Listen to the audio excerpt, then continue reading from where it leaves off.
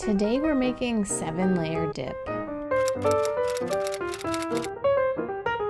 So first you're gonna need a 9x13 pan. I recommend getting the ones from the grocery store as they're disposable. They usually come with lids, so if you're taking this dip to someone else's house, you can either leave it there or you don't have to worry about someone taking it home with them. First of all, we're going to mix together 2 tablespoons of milk and a can of refried beans. This is a typical size can, it's 16 ounces.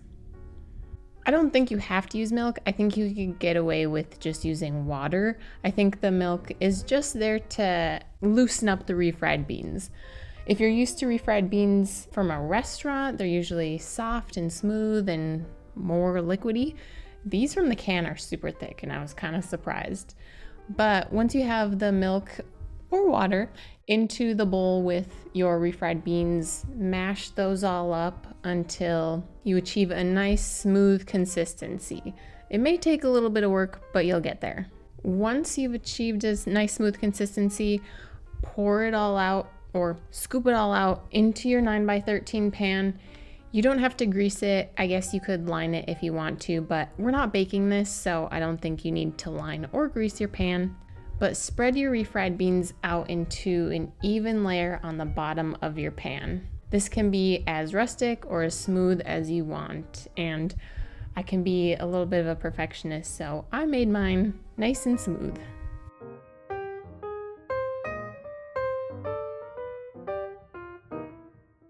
Set your pan aside.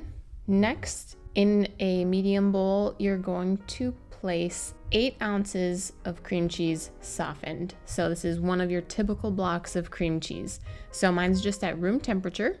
Plop that into a bowl with a half cup of sour cream and 2 tablespoons of taco seasoning.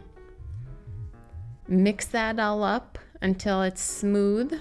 Again, this is going to take a little bit of work, not as much as making the refried beans nice and smooth, but a little bit of work. I took the time to work mine together until they were nice and smooth. The cream cheese gave me a lot of tiny little lumps in there, so I just took the time to work those all out.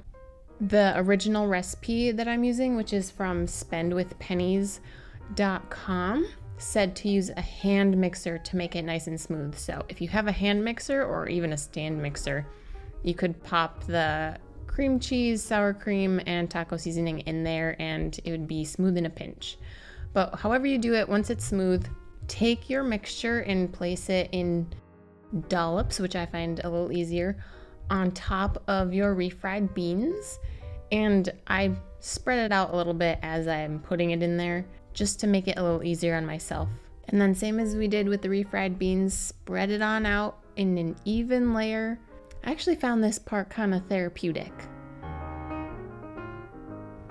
And I would recommend using a spatula, and I took my spatula that has a nice rounded bottom. I found that helpful versus one of my more flat spatulas, but you could do this with a spoon, whatever you like to use, whatever is best for you.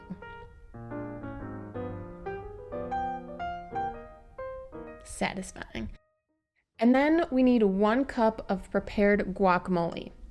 I totally would have made my own, but I didn't want to. So I just got some prepared from the grocery store, but I didn't know how it was going to taste. So when I bought it at the grocery store, I also got a couple limes and some cilantro to jazz it up if I needed to.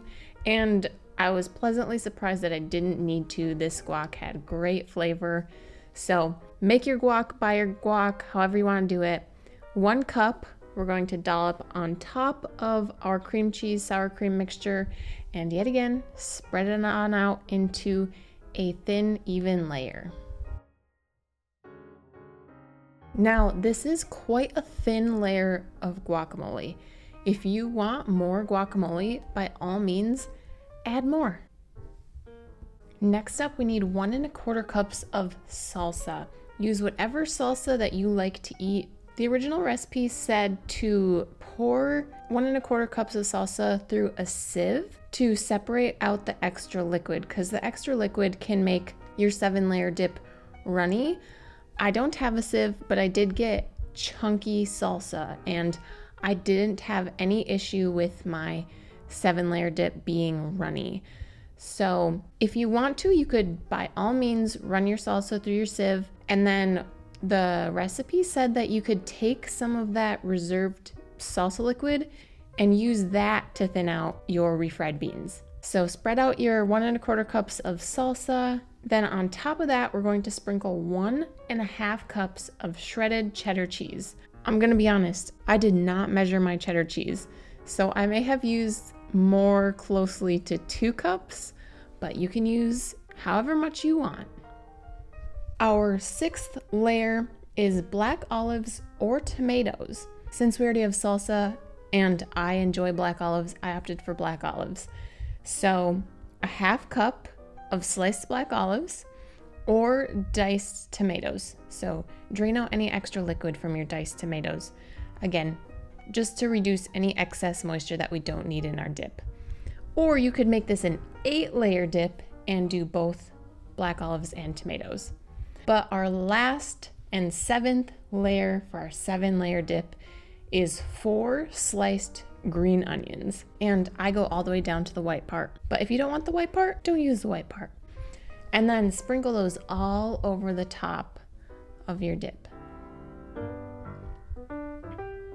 So we are done with the assembly, and our recipe says to chill this in the fridge for 1 hour.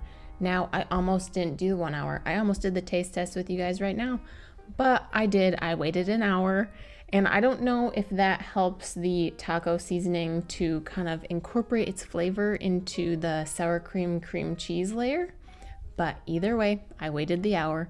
And then can we just admire those layers that we see right there? Beautiful.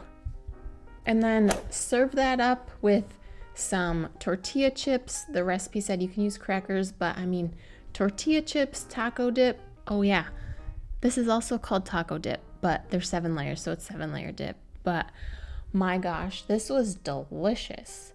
If you pick one appetizer to take to your next party or your next game day, do this. Super easy, a ton of dip, but I don't think you're gonna have any left over to take home.